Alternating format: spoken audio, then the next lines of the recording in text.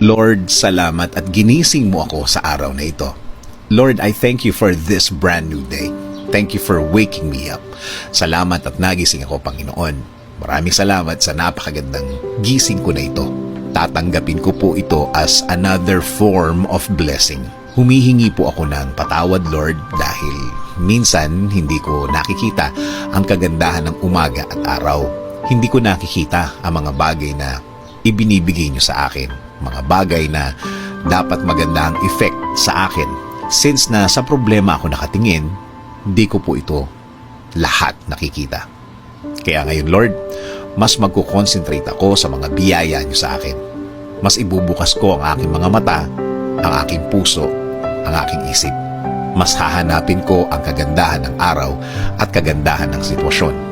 Sa ganda ng mga bagay na inilalagay niyo sa aking buhay.